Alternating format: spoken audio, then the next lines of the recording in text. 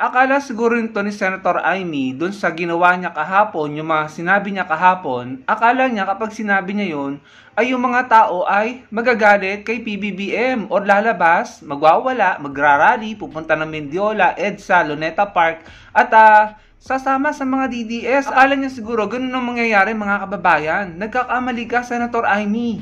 Akala mo, kung sasabihin mo yung mga sinabi mo kahapon, lalabas ang mga tao, sasama sa inyo sa mga DDS para paupuin si Sara Duterte bilang presidente. Akala mo lang yun. Akala nyo lang yun. Hindi mangyayari yun, Senator Amy. Lalo mo lang ginalit ang mga tao. Sa'yo, marami nang nagagalit sa'yo ngayon. Hindi lamang mga tao na hindi loyalist, pati mga loyalist nagagalit na. Pambihira naman mga kababayan.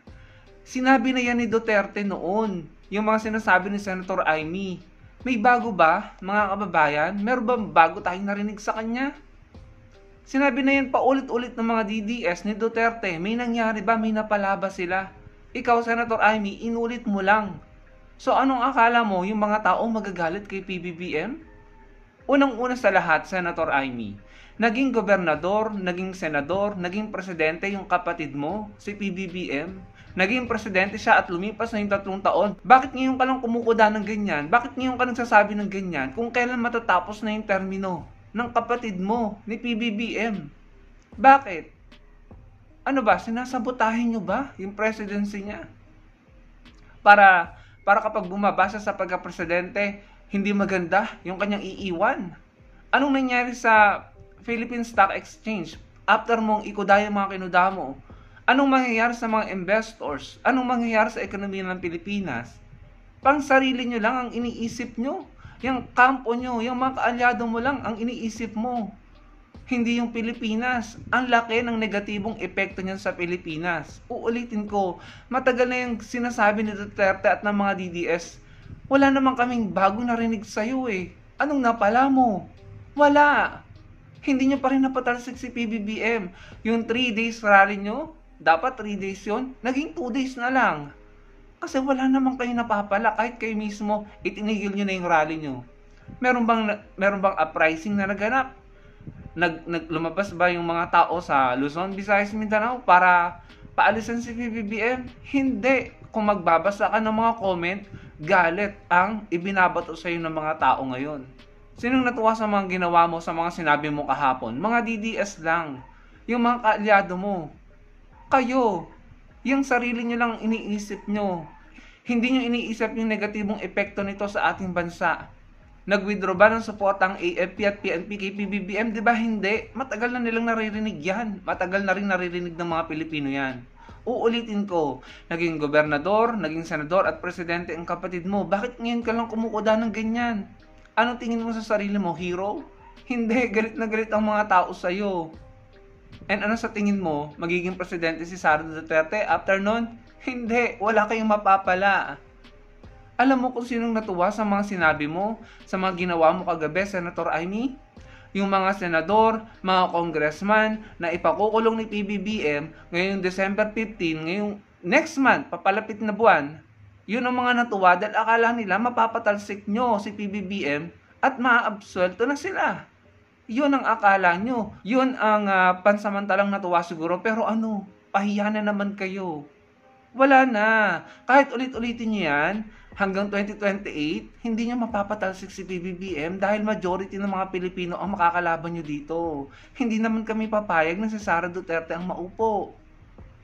Pambihira naman kayo. I think less than 2 years na lang siya. Malapit namang 2026. Hanggang ngayon, yan pa rin yung panlaban nyo. Ikaw, pambihira, kapatid ka pa naman. Pinanalo nyo noong 2022. Ang dami nyo, wala, grabe, nakakaumay mga kababayan. Simula nung umupo si PBBM, yung ugong, yung sinasabi na papaupuin lang ng 1 araw or 2 years para si Sara magkaroon ng 3 years term and then makatakbo ulit sa 2028. Yung parang nangyari kay GMA ba? 'Di ba? Umugong yung ganyang usapan or yung ganyang rumors. Hindi kayo nagtagumpay. Kung totoo man yan, hindi kayo nagtagumpay. Ano ginawa niya? Nag-araw-araw kayo maisog rally. Nakulong si Duterte. Hindi naman nagalit yung mga tao sa pagkakakulong ni Duterte. Mga DDS lang ang nagalit. Hindi pa rin napatanggal si PBBM. Grabe yung ginawa mo sa pamilya mo. Hindi lang si PBBM ang siniraan mo dito. At saka si FL, hindi lamang sila. Buong pamilya mo. And hindi natuwa yung mga loyalists. Lalong-lalong hindi matutuwa yung mga kakampink. Hindi na nga kami natuwa sa'yo, lalo pa kaming magagalit sa ginawa mo. Grabe no? Ano ba naman yan? Mga tao or mga politiko, congressman, senador na involved sa korupsyon, lalo na dyan sa flood control corruption, na ipakukulong ni PBBM ang mga natuwa sa'yo sa sinabi mo kagabi. Yung mga kaalyado mo. Yun lang natuwa dahil akala nila kapag sinabi mo yung sinabi mo, mapapatalsik si PBBM and then absolved na sila. Mali ka doon. Sa ginawa mong yan, I think lalong mamamotivate si PBBM na ipakulong ang mga dapat ipakulong. At yung mga sindikato sa gobyerno na pinapakasuhan or kinasuhan ni Senator Trillanes, sila yung mga natuwa. Dahil akala nila, tagumpay na kayo. Pero hindi. Kawawa naman kayo, ang pathetic nyo na. And ito pa yung masakit sinasabi mo na gumagamit yung kapatid mo. Pero tignan mo yung paligid mo sa mga kaalyado mo. Di umano'y involved sa smuggling ng ipinagbabawal na gamot ng illegal na D. Senator Amy, galit na galit ka kay PBBM? Sinasabi mo sa mga Pilipino gumamit siya o gumagamit siya? Pero yung mga kaalyado mo, tinignan mo ba? Tinignan mo ba yung background ng mga yan? Kinakasuhan sila ni Senator Trillanes dahil dun sa magnetic lifter. Hay nako mga kababayan, grabe yung ginawa ni Senator Amy. Ewan, Diyos ko Lord, bakit naman sila ganito? Ang bilis naman ng panahon, hindi nyo pa ipaubaya kay PBBM yung natitirang mga 2 taon yata, less than 3 years.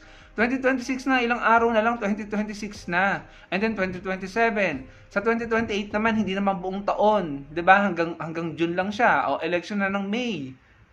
Pambihira naman kayo. Nagpapatumba ba siya ng tao? Ginigipit ba niya yung mga Pilipino na mahihirap? Siya ba ay nagpapa-EGK? Wala ba siyang pakialam sa buhay ng mga Pilipino? Kung magtrabaho ba siya, bara-bara, disorganized? Siya ba'y ginagamit ang kapangyarihan para ipatumba yung mga kalaban niya sa politika? Hindi. Tingnan nyo, si Mayor Leni Robredo. Ginipit ba siya ni PBBM? Yung mga kaalyado ni Mayor Leni Robredo, sila Senator Risa, Senator Kiko, Senator Bam, ginipit ba sila ni PBBM? Considering na sila yung nakalaban niya noong 2022? Di ba hindi? Bagkos nakatulong pa sa kanya. Nagtutulungan pa sila. Grabe kayo mga DDS. Ang sarap niyong pagtawanan. Nakakagalit naman tong mga to. Senator Amy, ewan ko sa'yo. Nadismaya lalo ang mga tao sa'yo. And I'm sure, yung mga loyalists, I don't know kung tatawagin ka pa nilang Marcos. May nakikita ko, tinatawag ka na Amy Duterte. Grabe yung ginawa mo sa kapatid mo. Wala na kayong magagawa dyan. Matagal nyo ng bukang bibigyan, hanggang ngayon ba naman? Ewan ko, kung bakit ka nagkaganyan. Ano pang susunod nyo? Tapos na yung pulburan video, tapos na yung expose ni Saldico, yung expose mo. Ang dami nilang ginawa, mga kababayan. Lahat naman failed attempt. People Power ni Barsaga, Mindanao and Visayas Secession, ang dami nilang ginawa, lahat epic fail. Ano pa ang susunod? Gawa ulit kayo ng bago nyong paandar, and then kunwari nagulat kami, nasurpresa kami, para naman kahit paano, pampalubag loob sa inyo. Pero wala naman kayong magagawa dyan. Hanggang 2028, matatapos ni PBBM ang kanyang presidency. Tanggapin nyo na. Okay? Tanggapin nyo na mga DDS. Wala na kayong magagawa. Hindi nyo na mababago ang katotohanan at hindi nyo maiiwasan ang mga bagay na unavoidable, inevitable. Yung makukulong ang mga puon nyo, mga idol nyo dahil gumawa sila ng illegal. Hindi nyo na mababago yun. Kahit pa magtatumbling kayo dyan, para lang mapatalsik si PBBM para ma-absuelto kayo at makalaya yung mga naipakulong, Hindi mangyayari yun kasi gumawa sila ng mali. Gumawa ng mali ang mga idol nyo. Kailangan silang panagutin. So sana matanggap nyo na. Ang gawin nyo, manalangin kayo. Manalangin na lang kayo. Tignan nyo kung papabor sa inyo ang Panginoon. Pero sa tingin ko hindi papabor sa inyo ang Panginoon. Kasi minura-mura siya ng inyong sinusuportahan or idol. Tignan nyo, nagpe-prayer rally kayo, nagpe-prayer vigil kayo. Wala kayo na pala. Hindi kayo pinaboran ng Panginoon. Yun lang mga kababayan.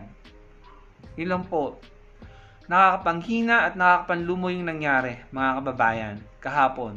Kala nila tagumpay na sila pero nagkakamali sila. Kayo po, ano pong masasabi niyo mga kababayan sa sinabi ni Senator Amy kahapon patungkol kay PBBM, especially sa mga ka-loyalist natin dyan? Ano pong masasabi niyo? Ibahagi niyo po sa comment section. Gusto ko pong maramdaman or makita ang inyong saloobin sa sinabi ni Senator Amy Marcos. Gusto ko pong mabasa ang inyong reaksyon. Ilagay niyo lang po sa comment section. Salamat po sa panonood.